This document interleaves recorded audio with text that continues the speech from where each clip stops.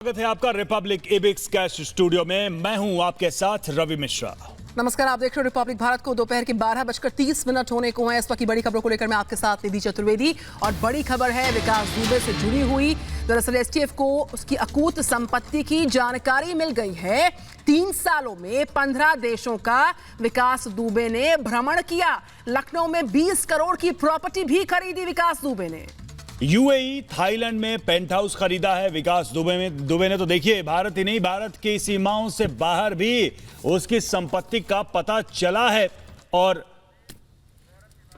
ED ने इसकी detail मांगी थी, तो अब ये खुलकर सामने आ रही है बात। गौरव हमारे साथ इस वक्त जुड़े हुए हैं बिकरू गांव से। गौरव, संपत्ति का पता चला है और सिर्फ भारत ही नहीं बल्कि भारत से बाहर भी, बाहर के ही देशों में, यूएई वगैरह में भी इसकी संपत्ति का पता चल रहा है। इसका मतलब यह है कि बड़े लेवल पर प्रॉपर्टी विकास फैला रहा था, अपनी खरीद रहा था और इन्वेस्टमेंट कर रहा था, एक तरीके से देखा जाए तो।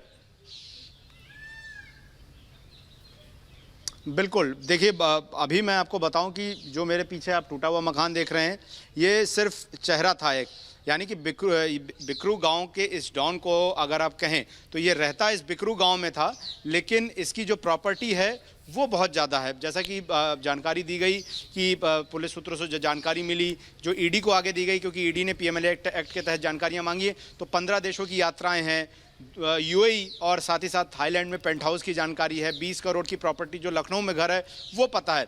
लेकिन मैं बता दूं कि इसके पीछे ये जो अभी तथ्य सामने आ रहे हैं, आखिर ये इतना बड़ा साम्राज्य तैयार कैसे हुआ, तो मैं आपको बता दूं कि जो ये चौबेपुर थाने का इलाका है, दरअसल यहाँ पर एक बड़ा इंडस्ट्रियल एरिया है और इस इंडस्ट्रियल एरिया में तमाम सारी इंडस्ट्रियल यूनिट हैं।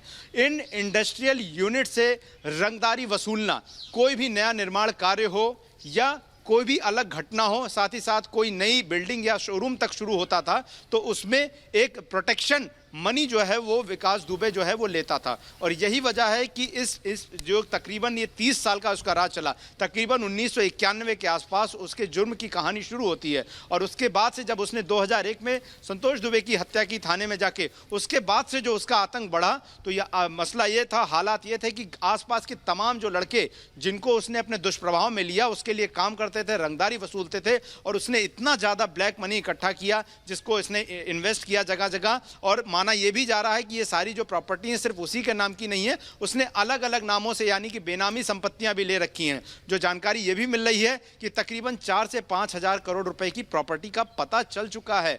तो ये एक बड़ा विषय है। और अगर आप यहां बात करेंगे तो कानपुर में दबे मुंह तमाम जो बिजनेसमैन हैं, तमाम लोग हैं, वो इस बात को कहते हैं कि किस तरह का आतंक था कि एक एक इंडस्ट्रियल यूनिट से पैसा वसूला जाना, महीने का पैसा जाना, प्रोटेक्शन मनी जाना, ये बड़ी चीजें थी। और आप देखिए, डर इस तरह का था कि खुद अगर हमने देखा कि किस तरीके से उसकी थानों में पकड़ थी, पुलिस वाले उसके लिए मुखबिरी करते थे, और इसी वजह से गौरव, हम कह सकते हैं इस तरीके से ये सनसनीखेज खुलासे हो रहे हैं कि भाई 3 सालों में 15 देशों का भ्रमण करता है, चल अचल संपत्ति को लेकर, अकूत संपत्ति को लेकर बड़े और काफी हैरान करने वाले खुलासे हो रहे। लेकिन यहाँ पर जिस तरीके से ईडी के रडार पर लगातार उससे जुड़े लोग हैं, संपत्तियों का विवरण है, आपराधिक बैकग्राउंड वाली तमाम बातें जो सामने आ रही हैं, आने वाले वक्त में जैसे जैसे कार्रवाई आगे बढ़ेगी वैसे वैसे तेजी के साथ कुछ और बड़े और कड़े खुलासे होंगे, उम्मीद कर सकते हैं हम।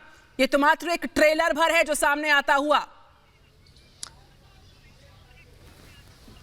देखिए, बिल्कुल बड़े खुलासे होंगे। और इसमें एक चीज और समझने वाली है, जब किसी अपराधी को राजनीतिक संरक्षण प्राप्त होता है और पुलिसिया संरक्षण प्राप्त होता है, तो उसकी तमाम सारी संपत्तियों के अपराधों की जानकारी होती है, लेकिन उसको संरक्षण के तहत दबा के रखा जाता है। लेकिन योगी सरकार आई और जब ये कार्रवाई शुरू हुई और जिस तरह से पुलिस कार्रवाई करने आई थी और अब जिस तरह से उसको मुठभेड़ में मार गिराया गया, तो जाहिर तौर पर यह उम्मीद की जानी चाहिए कि जो राजनीतिक संरक्षण वाली बात है वो खत्म हो चुकी है। और जाहिर तौर पर अब जो कुछ भी है, नामी बेनामी, अचल संपत्ति, चल संपत्ति, कहीं भी पैसा छुपा के रखा है, या उसका जो सहयोगी था सफेद पोश जय वाजपेयी, जो कानपुर शहर में रहकर उसके लिए काम करता था, उसने भी जहां भी संपत्तियां खरीदी होंगी, ये सारे अभी भी जांच पड़ताल कर रही है और आने वाले समय में हो सकता है और भी नए खुलासे सामने निकल कर आए और भी नई बातें निकल कर सामने आए। आप नजर बनाए रखें। गौरव, बहुत बहुत शुक्रिया आपका हमसे जुड़ने के लिए, इस जानकारी को साझा करने के लिए। तो लगातार